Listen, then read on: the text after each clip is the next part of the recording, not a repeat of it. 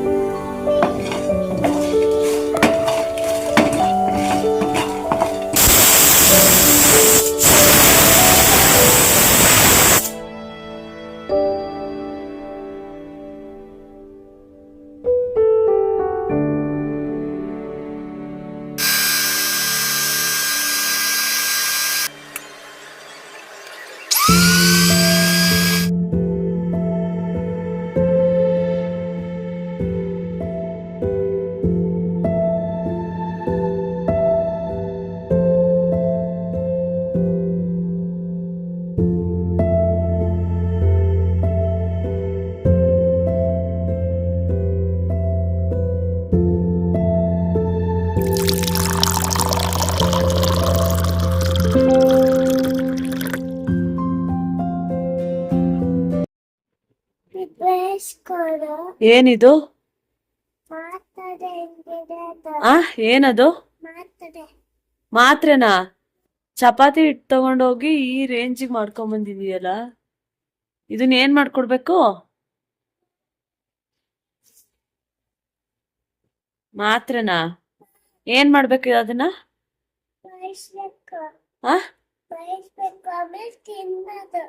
ಬೇಯಿಸಿ ತಿನ್ಬೇಕಾ? ಸಕ್ಕರೆ ಹಾಕೊಂಡ್ ತಿನ್ಬೋದಾ ಆ ಚಪಾತಿ ಹಿಟ್ಟಲ್ಲಿ? ವಾವ್.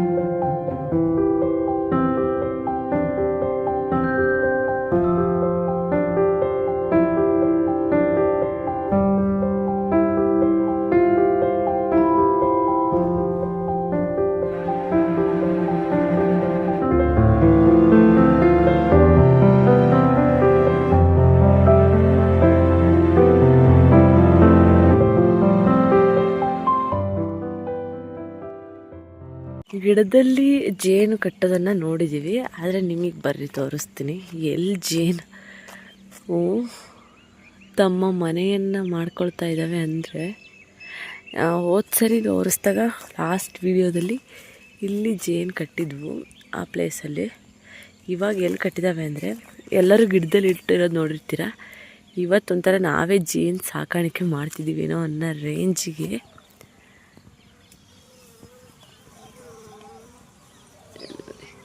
ಎಷ್ಟು ಚೆನ್ನಾಗಿ ಕಟ್ತಾ ಇದೆ. ಗೊತ್ತೇ ಇರಲಿಲ್ಲ ಎಷ್ಟು ಹುಷಾರಾಗಿರಬೇಕು ಅಂತ ಹೇಳಿದ್ರೆ.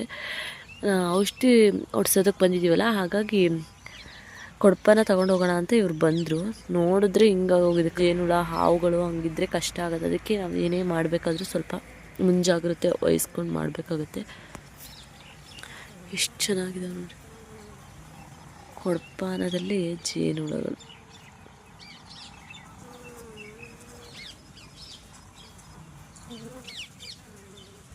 ಎಷ್ಟು ಚೆನ್ನಾಗಿ ಮಾಡ್ಕೊಂಡಿದ್ದಾರೆ. ಇದೇ ಫಸ್ಟ್ ಟೈಮ್ ನಾನಂತೂ ನೋಡ್ತಾ ಇರೋದು. ಮೈ ಗಾಡ್,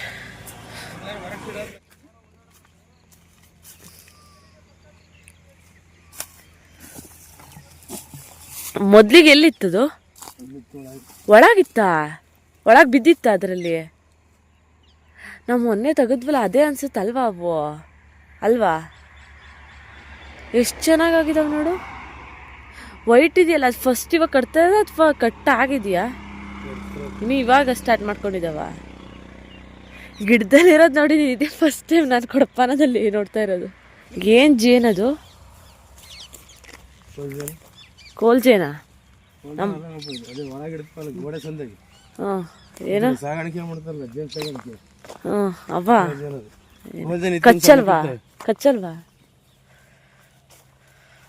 ನಾವು ಮೊನ್ನೆ ತೆಗ್ದಿದ್ವಲ್ಲ, ಅದೊಂದು ಸ್ವಲ್ಪ ಹುಳಿ ಅನಿಸುತ್ತಲ್ಲ ತಿಂದರೆ. ಡ್ರಿಪ್ಪರ್ ಹಾಕಿದ್ವಿ, ಅಂದರೆ ಹನಿ ಆಗಿ ಬೀಳುತ್ತರ ಅದನ್ನು ಹಾಕಿದ್ವಿ. ಆದರೆ ಅದು ಯಾಕೋ ನೀರು ಕ್ಲೀನಾಗಿ ಹೋಗ್ತಾ ಇಲ್ಲ. ಹಂಗಾಗಿ ಈ ರೀತಿಯಾಗಿ ಡ್ರಿಪ್ಪರ್ ಹಾಕ್ಸೋದ್ರಿಂದ ಏನಾಗುತ್ತೆ ಅಂತ ಹೇಳಿದ್ರೆ, ಎಲ್ಲಿ ನೀರು ಹೋಗುತ್ತೆ ಕರೆಕ್ಟಾಗಿದೆ ಗಿಡದ ಹತ್ರನೇ ಮಾಡಿದರೆ ಚೆನ್ನಾಗಾಗತ್ತೆ, ನೀರು ಇಲ್ಲೇ ಹೋಗುತ್ತೆ. ಆದರೆ ಏನಾದರೂ ಇಲ್ಲಿ ಈ ಜಾಗದಲ್ಲಿ ಅಥವಾ ಇಲ್ಲಿ ಏನಾದರೂ ಮಾಡಿದ್ರೆ, ಮೇಲೆ ಎಲ್ಲಾದರೂ ಮಾಡಿದ್ರೆ ನೀರು ಹೋಗಲ್ಲ. ಹಂಗಾಗಿ ನಾವು ಇವೆಲ್ಲ ತೆಗೆದ್ಬಿಟ್ಟು ಇವಾಗ ಅದನ್ನು ಹಾಕ್ತಾಯಿದ್ದೀವಿ.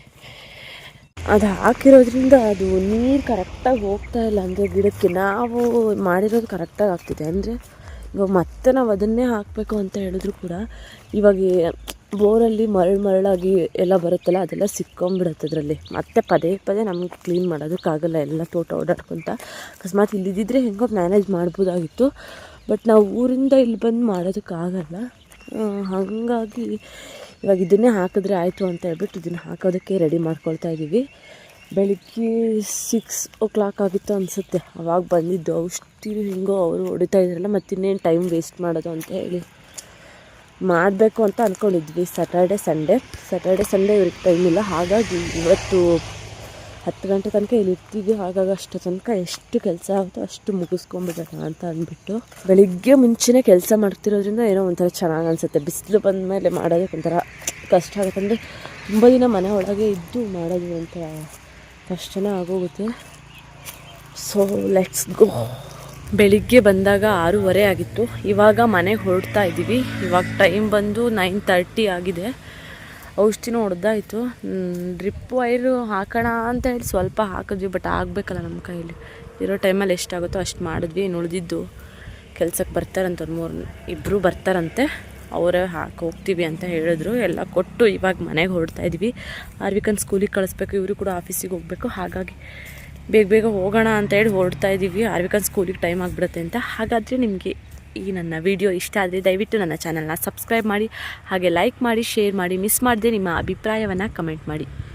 Thank you for watching. Have a good day with lots of love.